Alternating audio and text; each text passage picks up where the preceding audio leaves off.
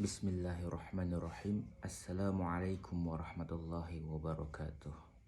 Innal hamdalillah wa na'maduhu wa nasta'inuhu wa nastaghfiruh wa na'udzu billahi min syururi anfusina wa min sayyiati a'malina may yahdihillahu fala mudhillalah wa may yudlil fala hadiyalah.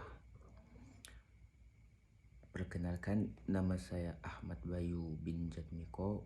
Pada hari ini saya ingin menyampaikan tentang Ramadan, tapi lebih kepada takwa. Baiklah,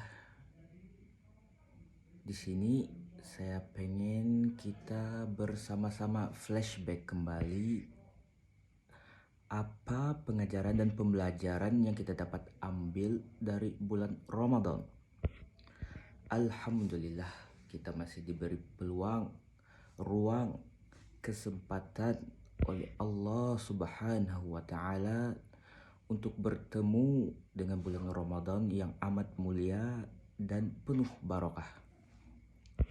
Dan semoga kita bakalan tetap bertemu dengan yang namanya bulan Ramadan pada tahun selanjutnya. Amin insyaallah. Baiklah teman-teman, Allah Subhanahu wa Ta'ala telah berfirman di surah Al-Baqarah ayat 183 yang berbunyi, A'udzubillahi minasyaitonir rajim. Ya ayyuhallazina amanu kutiba alaikumussyam kama kutiba alal ladzina min qablikum la'allakum tattaqun. Wahai orang-orang yang beriman, diwajibkan ke atas kamu berpuasa sebagaimana diwajibkan ke atas orang-orang sebelumnya agar kamu bertakwa. Nah, di sini saya ingin menyampaikan beberapa poin, lebih tepatnya 3 poin yang harus kita garis bawahi, yang harus kita fahami, dan yang harus kita jadikan sebagai pedoman hidup. Nah, tujuan puasa adalah menjadikan kita sebagai muslim supaya bertakwa kepada Allah Subhanahu wa Ta'ala. Maka timbullah pertanyaan oleh orang-orang, apa itu takwa? Nah, takwa bukanlah orang yang botak yang sedang tertawa. Tapi takwa menurut Imam Ghazali menjalankan apa yang Allah perintahkan dan menjauhi apa yang Allah larang. Sehingga Syekh Ahmad Mustafa Al-Maghari dalam kitab tafsirnya mengatakan, apa yang dipersiapkan puasa menuju darjat ketakwaan. Nah, teman-teman, apa sih yang harus dipersiapkan untuk kita menuju ke arah ketakwaan? Yang pertama, puasa melatih kejujuran. Di sini ketakwaan itu membutuhkan konsistensi.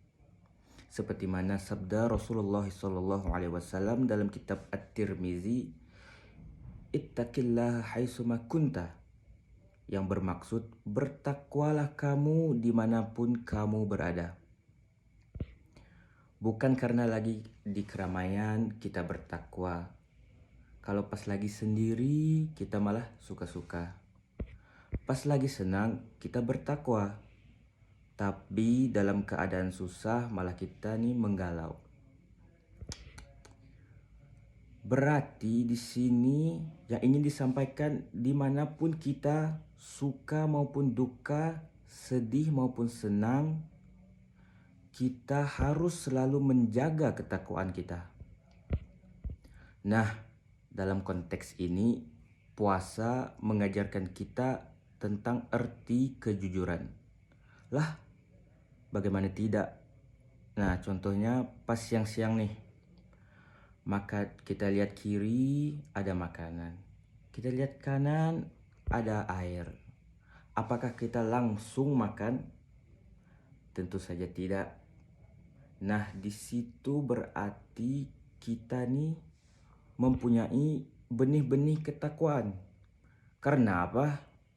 Karena masih percaya yang Allah ini maha melihat.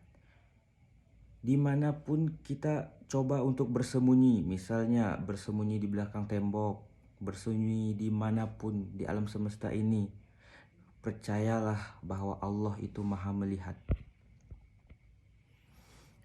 Jadi ketika mana ini kita aplikasikan ke dalam kehidupan keseharian, maka tidaklah ada orang yang berbohong, tidaklah ada orang yang mencuri, maupun na'udzubillahi min zalik, mohon maaf, tidak ada juga orang yang membunuh. Seterusnya poin yang kedua. Puasa mengajarkan arti mempersempitkan gerakan syaitan. Sebagaimana dari hadis Rasulullah SAW yang diriwayatkan oleh Imam At-Tirmizi, bahwa sesungguhnya syaitan itu menyusup ke aliran darah manusia. Maka persempitlah gerakannya dengan berpuasa. Nah, di sini orang-orang yang berpuasa maka mempersempitkan gerakan syaitan, yang berarti ia menjauhi kita dari perbuatan maksiat. Sedangkan orang-orang yang tidak berpuasa seolah-olah dia ini memberi ruang kepada syaitan untuk bergerak leluasanya, dan bukan bisa jadi, dan itu akan menuntun kita ke arah kesesatan. Dan poin yang terakhir, poin yang ketiga. Puasa mengajarkan kita arti kepekaan sosial. Bukan lapar, bukan haus tujuan kita berpuasa itu, teman-temanku. Tetapi dengan berpuasa kita mempunyai rasa simpati dan empati terhadap saudara-saudara kita yang kelaparan, yang fakir miskin.